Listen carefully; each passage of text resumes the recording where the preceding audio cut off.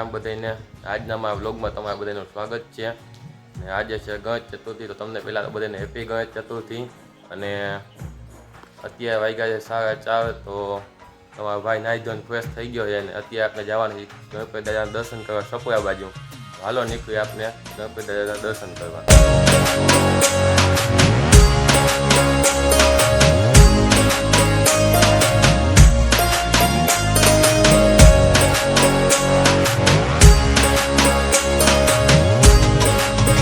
મિત્રો આપણે થોડાક આગળ આવ્યા ને ત્યાં આપણે ગાડીને ભૂખ લાગી ગઈ, તો આપને આવી ગયા ગાડીને થોડુંક ખવડાવવા.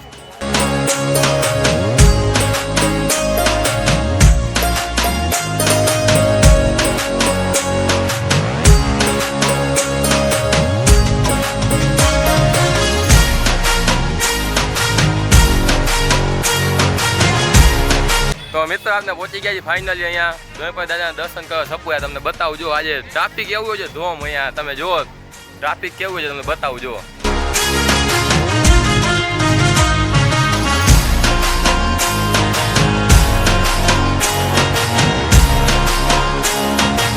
તો મિત્રો આપણે ફાઇનલી પહોંચી ગયા હતા ગણપતિ દાદાના દર્શન કરવાના. આપણે જો આપના યુટ્યુબર મિત્ર આપના વિવાનભાઈ ભેગા થઈ ગયા છે, એ જો વિડીયો બનાવે છે જો.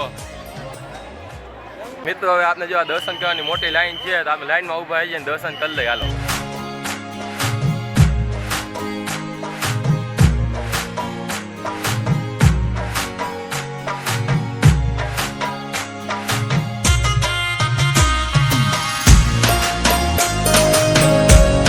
તો મિત્રો આપણે ફાઇનલી દર્શન કરી લીધા છે ને હવે અહીંયાથી આપણે જો અહીંયા મોટી ઓલી મૂર્તિ દેખાય ત્યાં જવાનું છે. ખરેખર અહીંયા દર્શન કરવામાં એવું મોટી લાઈન હતી, તમે વાત ન હોય તમને બતાવજો.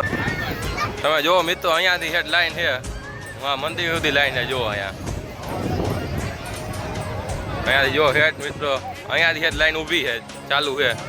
અહીંયા જો બધા લાઈનમાં જ ઊભા બધા. જો વાં સુધી લાઈન છે મંદિર સુધી.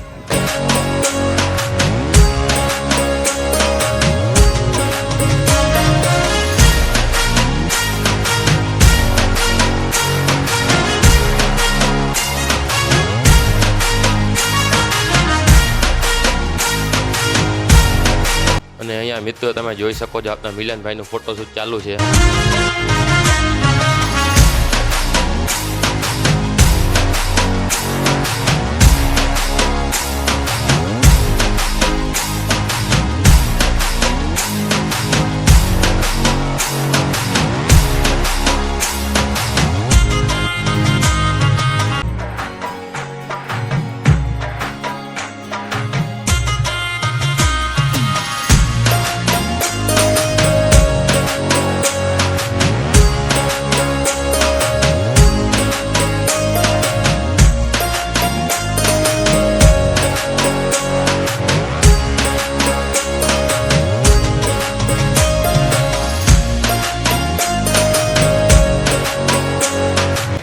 ફાઇનલ મિત્રો આપણે દર્શન કરી લીધા છે, ફોટા પાડી લીધા ને હવે આપણે જાસી ઘર બાજુ.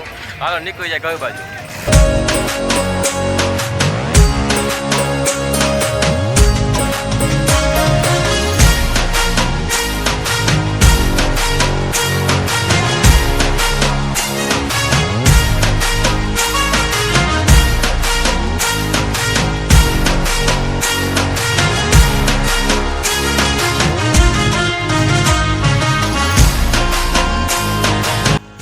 ફાઇનલી મિત્રો આપણે ગણપતિ દાદાના દર્શન કરી અને પાછા પહોંચી ગયા છીએ ઘરે. તો મિત્રો આજનો આ બ્લોગ તમને કેવો લાગ્યો કોમેન્ટમાં કહેજો અને વિડીયો લાઈક કરી નાખજો.